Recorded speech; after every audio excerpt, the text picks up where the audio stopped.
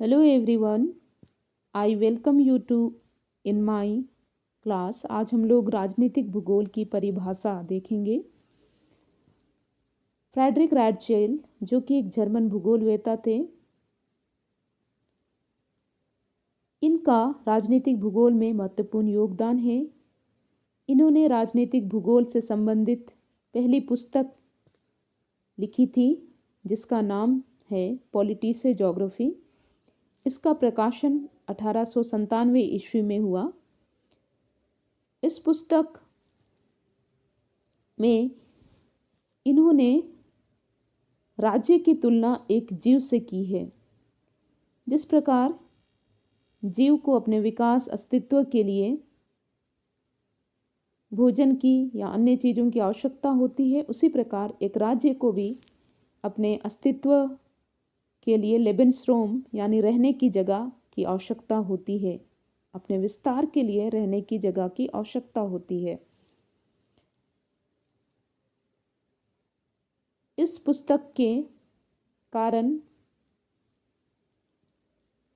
राजनीतिक भूगोल का उदय माना जाता है और इसलिए फ्रेडरिक रैडचेल को राजनीतिक भूगोल का पिता कहा जाता है। इस जैविक सिद्धांत को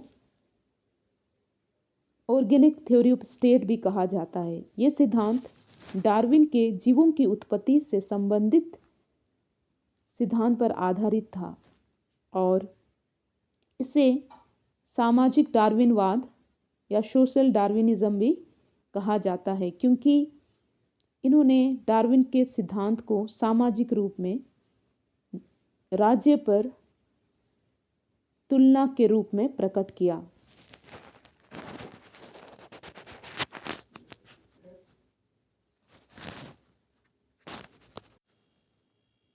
अगली परिभाषा विटलसी के द्वारा दी गई थी। विटलसी ने 1922 में राजनीतिक भूगोल को परिभाषित किया और कहा कि राजनीतिक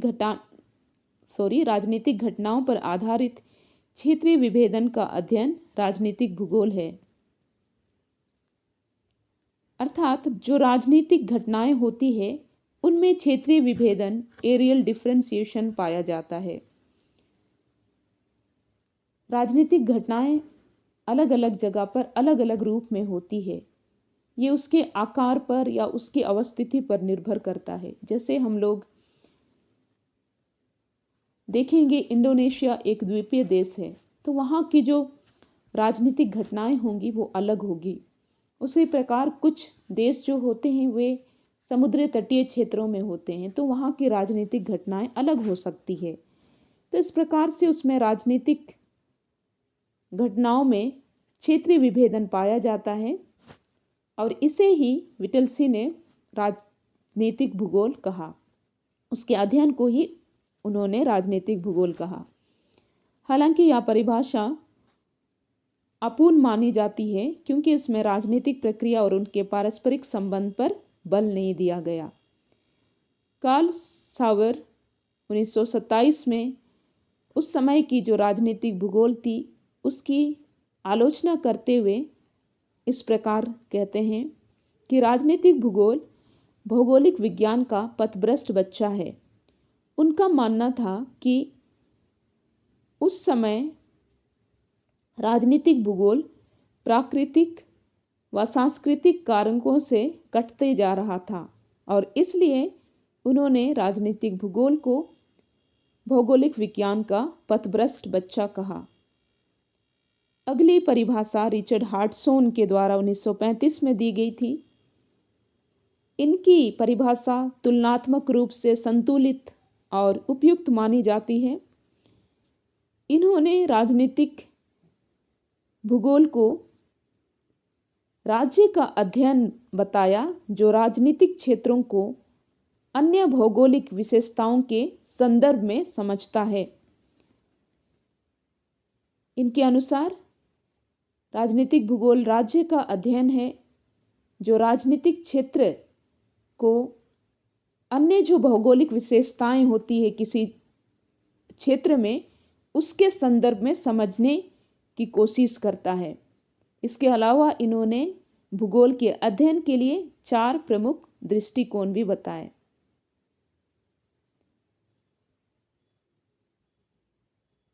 गोबलेट ने 1955 में राजनीतिक भूगोल को सामाजिक भूगोल के संदर्भ में परिभाषित करते हुए कहा कि राजनीतिक भूगोल राजनीतिक क्षेत्रीय इकाइयों, सीमाओं और प्रशासनिक उपविभागों का अध्ययन है।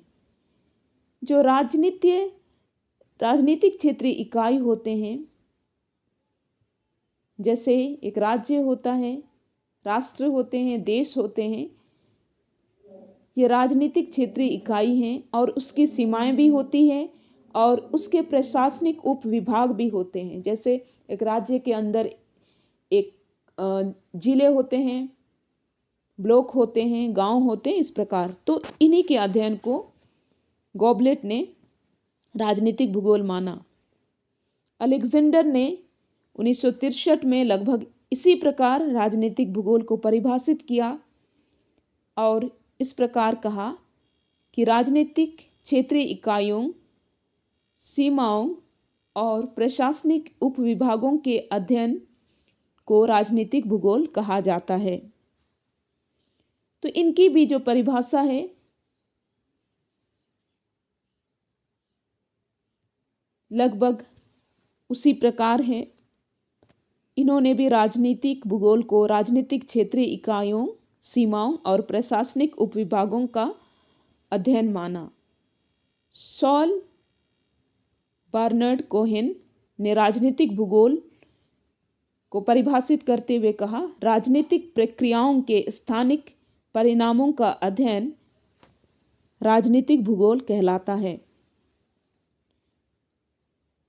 यानी जितनी भी राजनीतिक प्रक्रियाएं होती है, संस्था होते हैं, राजनीतिक संस्थाएं होती हैं, जैसे संसद, कार्यपालिका, न्यायपालिका, ये संस्थाएं हैं, राजनीतिक संस्थाएं। तो ये भी राजनीतिक प्रक्रियाओं के अंतर्गत आ सकते हैं। राजनीतिक प्रक्रिया मतदान हो सकता है और जितने भी शासन संबंधी नीतियां हैं वे जब स्थान पर उतरती है तो उनका स्थानिक परिणाम वे स्थान पर दिखाई देती है, उसके अध्ययन को इन्होंने राजनीतिक भूगोल माना। जॉन एगन्यू, इनका दृष्टिकोण आधुनिक था। इन्होंने इस प्रकार परिभाषित किया, राजनीति किस प्रकार भूगोल से प्रभावित होती है, इसका अध्ययन ही राजनीतिक भूगोल है। जैसे हम लोग इस बात को देख रहे थे कि जो तटीय क्षेत्र होते हैं वहाँ पर मछुआरों की से संबंधित समस्याएं होती है। तो जब चुनाव का समय आता है तो वहाँ पर मछुआरों की समस्याएं, उनके संघर्ष पर बातें की जाती है या उनको चुनावी मुद्दा बनाया जाता है। तो इस प्रकार हम देखते हैं कि भूगोल किस प्रकार राजनीति को प्रभावित करती है। तो जॉन एगन्यू ने इसी प्रकार से कहा कि राजनीति किस प्रकार भूगोल से प्रभावित होती है, इसके अध्ययन को ही राजनीतिक भूगोल कहा जाता है।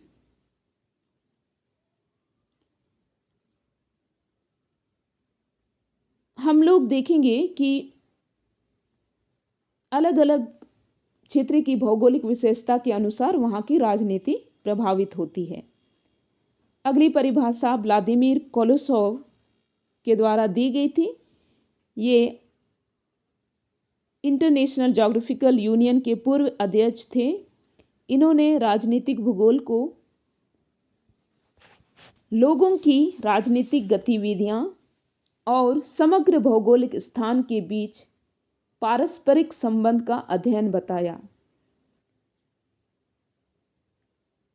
जिसमें भौतिक, आर्थिक, सामाजिक, सांस्कृतिक, राजनीतिक स्थान शामिल होते हैं।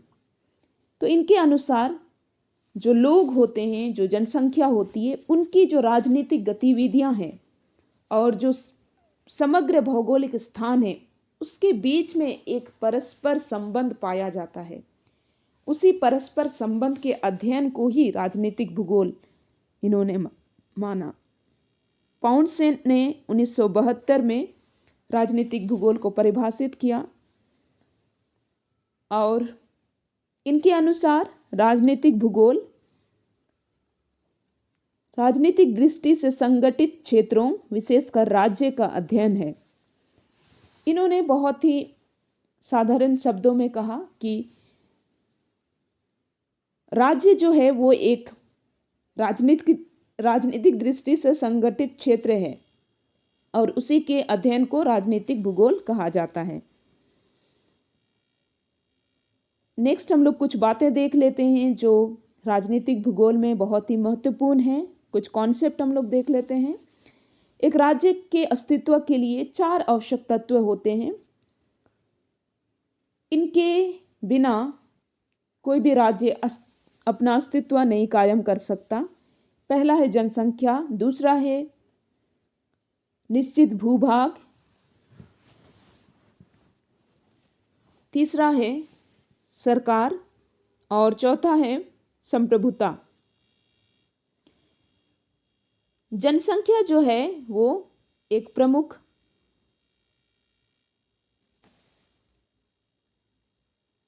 तत्व है, क्योंकि यदि जनसंख्या नहीं होगी तो हम उसे राज्य नहीं कहेंगे। जहाँ जनसंख्या नहीं होती उसे हम राज्य नहीं कहते हैं। दूसरा जो प्रमुख तत्व है वो है निश्चित भूभाग। उसका एक निश्चित भूभाग होना चाहिए, उसकी सीमाएं होनी चाहिए। तीसरा, वहाँ पर सरकार होने चाहिए और ये जो सरकार है वहाँ ये अपने प्रजा के लोगों के लिए, वहाँ की जनसंख्या के लिए शासन व्यवस्था कायम करती है और इसी संस्था के माध्यम से एक राज्य को चलाया जाता है। इसलिए ये तीसरा तत्व सरकार भी आवश्यक है। चौथा है संप्रभुता। संप्रभुता क्या है? संप्रभुता एक बहुत ही महत्वपूर्ण निर्णायक तत्व है किसी भी राज्य का। इसका अर्थ यही है कि राज्य अपने आंतरिक मामलों में और पूरी तरीके से स्वयं निर्णय लेने के लिए स्वतंत्र है और उस पर कोई बाहरी नियंत्रण नहीं है। यही संप्रभुता कहलाता है। तो ये किसी भी देश के अस्तित्व को बनाए रखने के लिए बहुत ही आवश्यक है। नेक्स्ट हम लोग और एक कॉन्सेप्ट देख लेते हैं जिसे हम कहते हैं भू राजनीति, जियोपॉलिटिक्स। नाम से ही हमें पता चल रही कि यहाँ पर 2 शब्द आ रहे हैं, जियो और पॉलिटिक्स। तो किसी भी देश में वहाँ के जो भूगोल है वो किस प्रकार वहाँ की राजनीति को और विशेष करके शक्ति को, राजनीतिक शक्ति को प्रभावित करती है, उसे ही भू राजनीति कहा जाता है। जैसे कि किसी देश का भूगोल या उसके कारक जिसमें स्थान, आकार, जलवायु, संसाधन ये सभी आते हैं, तो वो वहाँ किसी देश की, उसी पर्टिकुलर देश की राजनीति को, उसकी विदेशी नीति को और व्यापार से संबंधित नीतियों को और उसके शक्ति संतुलन को कैसे प्रभावित करेगी। और कई बार ये जो भौगोलिक अवस्थिति होती है उसके अनुसार वहाँ पर रणनीतियाँ राजनीतिक रूप से बनाई जाती है। जैसे सैन्य रणनीति हो गए या फिर राष्ट्र हित के लिए जितने भी नीतियाँ बनती है या व्यापार मार्ग बनते हैं या संघर्ष वहाँ पर उठते हैं, उसके आधार पर वहाँ की जो राजनीति है या राजनीति से संबंधित रणनीति है वो आकार लेती है। इसे ही भू राजनीति कहा जाता है।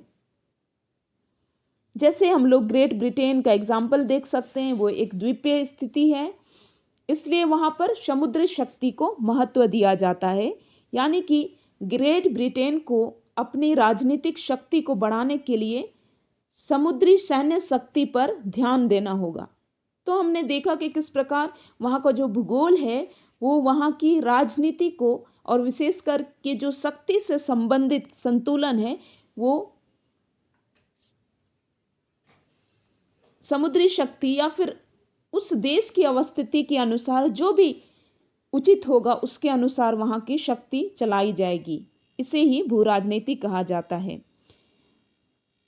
कई सारे भू राजनीतिक सिद्धांत दिए गए हैं, उसमें से हार्टलैंड का सिद्धांत सबसे प्रमुख माना जाता है, हालफोर्ड जॉन मैकिंडर के द्वारा, ये सिद्धांत 1904 में प्रतिपादित किया गया था और इनके अनुसार हार्टलैंड जो है, हार्टलैंड यानी हृदय स्थल पर जो नियंत्रण करेगा वही पूरे विश्व पर नियंत्रण कर सकेगा। ये जो हार्टलैंड या हृदय भूमि या हृदय स्थल के बारे में उन्होंने कहा, ये हम लोग देख लेते हैं। यहाँ पर हमें दिख रहा है जो रेड में है वो हार्टलैंड है। उन्होंने इस प्रकार कहा, जो पूर्वी यूरोप पर शासन करता है वो हृदय भूमि पर शासन करता है, और जो हृदय भूमि पर शासन करता है वह विश्व द्वीप पर शासन करता है, और जो विश्व द्वीप पर शासन करता है वो विश्व पर भी शासन करता है। इनके अनुसार यूरेशिया का जो केंद्र है, केंद्र बिंदु क्षेत्र है, वह क्षेत्र संसाधन समृद्ध है और भू क्षेत्र से घिरे होने के कारण किसी भी अन्य शक्ति से नियंत्रित नहीं हो सकता है, और इसलिए उन्होंने हार्टलैंड को प्रमुख माना। यहाँ पर भी हम लोग हार्टलैंड देख सकते हैं, ब्राउन में हमें दिख रहा है। तो उनका कहना था कि इस क्षेत्र पर जो नियंत्रण करेगा वही विश्व पर नियंत्रण करेगा। दूसरा जो प्रमुख सिद्धांत है वो रिमलैंड का सिद्धांत है, जो यहाँ पर हमें पर्पल में भी दिख रहा है, और ये 1944 में निकोलस स्पाइकमैन के द्वारा दिया गया। जो रिमलैंड है उसके बारे में निकोलस स्पाइकमैन ने इस प्रकार कहा, जो रिमलैंड को नियंत्रित करता है वही यूरेशिया को पर शासन करता है, जो यूरेशिया पर शासन करता है वही दुनिया के भाग्य को नियंत्रित करता है। इन्होंने जो हार्टलैंड का बाहरी किनारा था, जो आंतरिक अर्धचंद्र या सीमांत अर्धचंद्र रूप में था, जिसके अंतर्गत पश्चिमी यूरोप, मध्य पूर्व, दक्षिण एशिया, दक्षिणी पूर्वी एशिया, चीन, कोरिया और पूर्वी साइबेरिया शामिल हैं, उस क्षेत्र को इन्होंने अधिक महत्वपूर्ण माना। और यहाँ पर हमें पर्पल में दिख रहा है, इसके बारे में उन्होंने कहा कि भू राजनीतिक दृष्टि से ये चारों ओर जमीन से घिरे हार्टलैंड की तुलना में अधिक महत्वपूर्ण है, क्योंकि यह समुद्री और स्थलीय शक्तियों के बीच एक बफर जोन है जो बेहतर पहुंच बनाता है। अन्य सिद्धांत में समुद्री शक्ति से संबंधित अल्फ्रेड थेयर महान का सिद्धांत प्रमुख माना जाता है, जिसमें उन्होंने नौसैनिक प्रभुत्व का महत्व बताया। तो बाकी चीज़ें हम लोग नेक्स्ट क्लास में देखेंगे। धन्यवाद।